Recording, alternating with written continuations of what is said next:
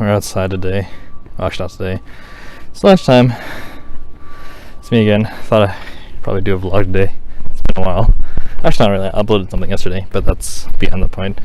Yeah, it's kind of just vlogging for the sake of it. It's another Wednesday. We're on the offline portion of the class, heading out to lunch. Yeah, this is parking lot.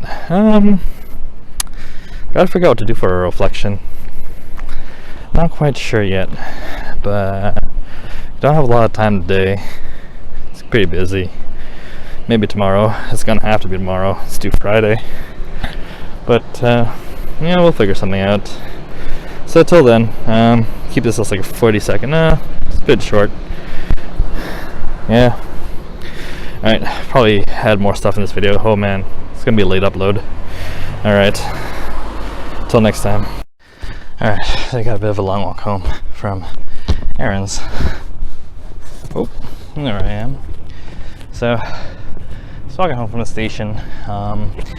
This is actually being taken the day after the Wednesday at PDP. I was just, well, for one thing, there wasn't much content to upload. Also, I was dead tired. Finished work last night at about 10 p.m. Tutoring. At first I thought, why did I take this job? It's like so late, and it's like the whole day of classes and, you know, other job before that. Went straight from like 7 to 10 p.m. 7 a.m. in the morning, waking up. But, you know, it was good. Student was fun to work with. He's really smart. I hope I can help him with what he needs. It's biology 12, by the way. Yeah, so I guess we'll just take some time to do a multimodal reflection, because that is what is necessary of me. Yeah, so, yep, on my way home. It's a pretty nice area. Really nice day. And those trees. Yeah. So it's funny because you can see a lot of nature outside of people's houses, but it's still like a constructed, like they have like a road right over there. So, yeah. I guess we can just quickly reflect on what's been going on. So, past week, main focus was on, I guess, racism, anti-racism, racialization. On that topic, yeah, I had a good talk with my friends a couple weeks ago. They're asking like, hey, have you, like, well, among all of us, have you guys faced like episodes of like racism or whatever? And then the common response was like, no, not as an adult. Not as an adult. As a kid, yeah. You know, being called whatever names, even though it was inaccurate. People always thought I was Chinese when I was growing up, but I'm actually not. Grandpa is kind of Chinese descent, but definitely not Chinese. So got that a lot growing up. But nowadays, not so much. People don't really assume, at least not in my face. So, yeah. It was interesting to kind of see how times have changed that way. But, of course, we're heading up to a noisy area, so maybe we can just continue on. Yeah. Hopefully, not too much traffic. It's the middle of the day. Yeah. As for, I mean, there's still elements of racism that I hear about every now and then from students I've taught for my job. Hey, get out of here, car. Yeah, we're at the intersection. I'll continue the story as soon as I can cross over. And we're back. Cross the intersection. Yeah, what was I talking about? Oh yeah, I don't really want to share the stories because they're not mine, and they are kind of personal, but it is still surprising that even in this day and age, you still get little comments here and there. Maybe not direct acts of like, you know, maliciousness, but still like those kind of I guess ideations or beliefs that it's kind of okay to say certain things about certain people. yeah, and I always think back to like the previous times, like 90s, early 2000s, and then late 2010s, about how like I guess certain narratives. So I like to follow a lot of stand-up comedy, and again, like jokes of racial nature still prevail today. Being their stories being told, but more so like back then, people just said stuff, got away with it, and made me think about how like the system was there to kind of enable that. People thought it was okay back then because the systemic racism was built into the system. So yeah, I guess that's changed nowadays. Going forward, I don't know. I guess when I'm teaching, or I guess all interactions in general, I think it's always important to be mindful of someone's background, who they're from, or not who they're from, where they're from, how they're raised, their beliefs. Be conscious of those. So I like to, when I try to like to set up conversations, I always try to lead with questions that are non-exclusive, I guess. Kind of more like how you're doing, not like, what's your background, or I always found that kind of sort of unsettling and a little bit discourteous, in my opinion, because I mean, especially in interviews or when people ask, like, I've been asked that many times, like, what's your ethnicity, or what's your background, and I feel somewhat kind of offended. No, not so much offended, just a bit kind of like, okay, so that's the first place to go. But at the same time, it's not their fault. Maybe they don't know how to strike up other conversation topics as well as, as it could be.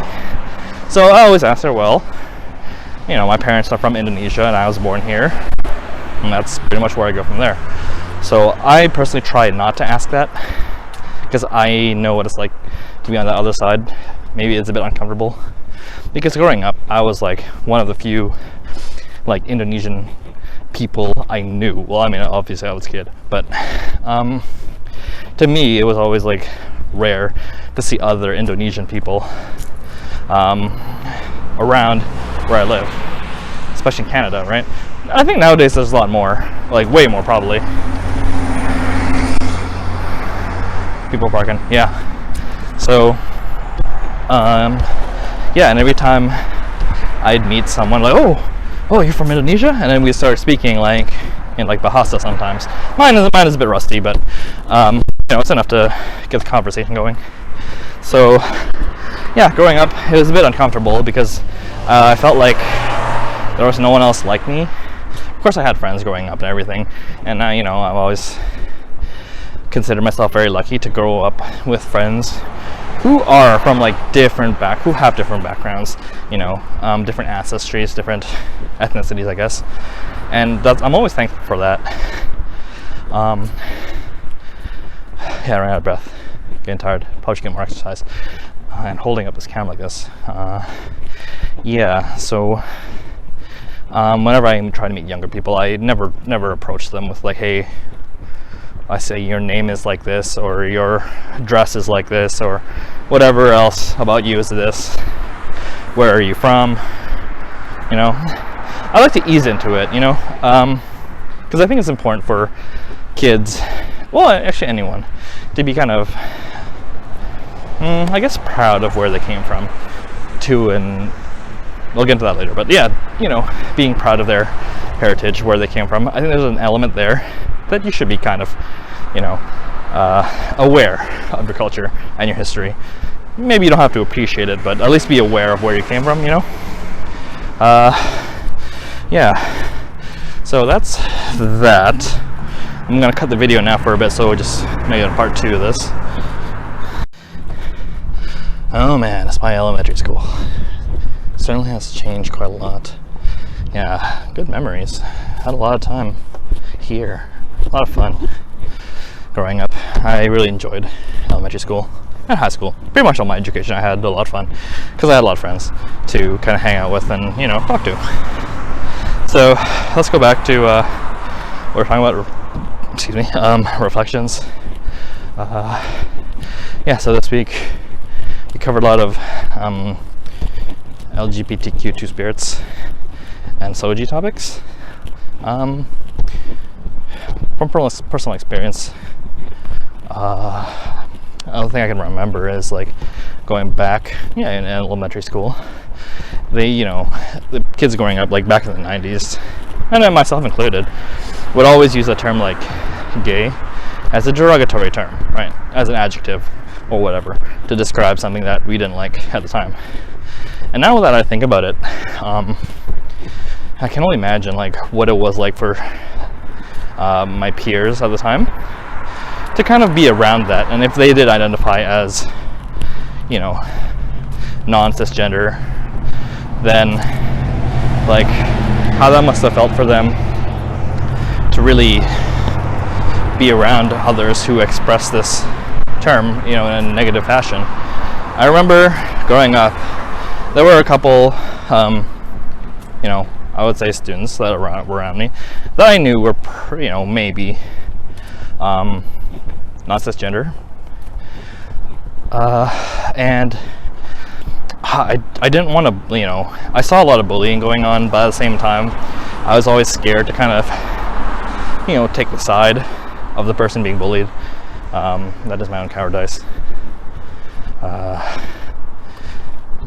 So I do feel guilty about that, of course, and I remember hearing stuff about the student, same person, in high school, and they had to like, I guess, transfer away, and I knew this person like decently well.